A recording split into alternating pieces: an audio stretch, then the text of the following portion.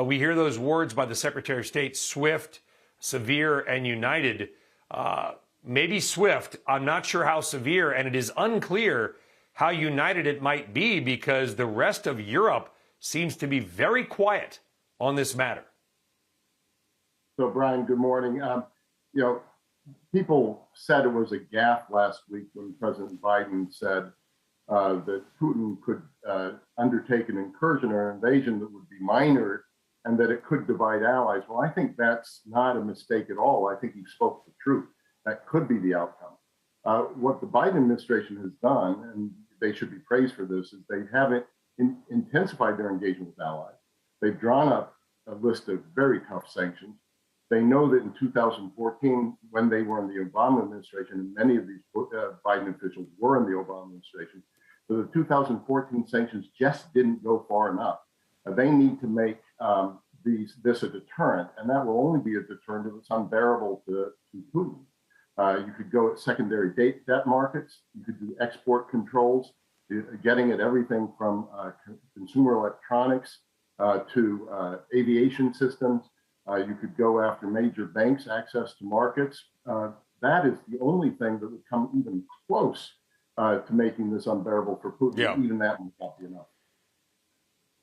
Well, to your point, Fred, if the 2014 sanctions did not work, and it appears that they haven't because we are here once again and Europe is even more under the knife of the Russian natural gas hold, why do we think that it would work this time? What exactly does Vladimir Putin have to lose right now?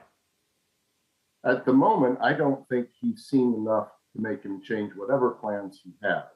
And he has not only amassed 106,000 troops, he has a major military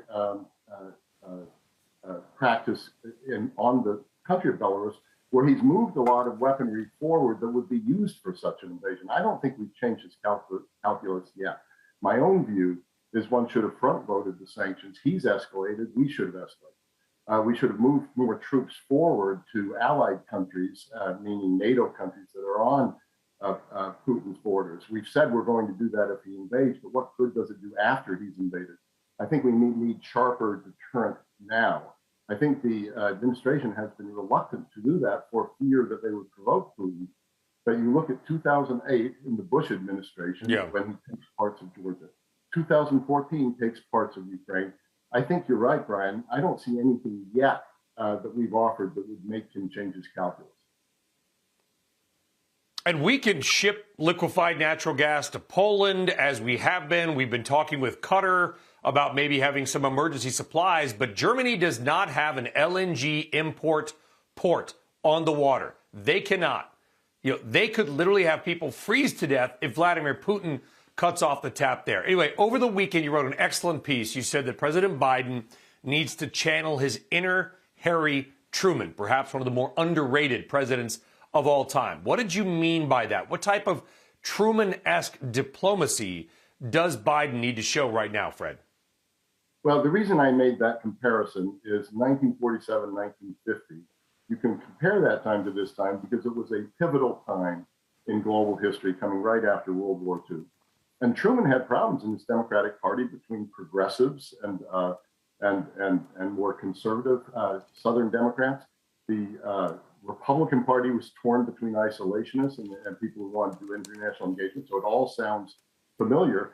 But despite that, he went ahead with the Marshall Plan. There was a Berlin airlift that saved the freedom of Berlin against the Soviet blockade. And you created NATO in 1949. What Biden has shown is he recognizes he's at an inflection point that's similar. He's called it a test between democracies and autocracies, and that's China and Russia.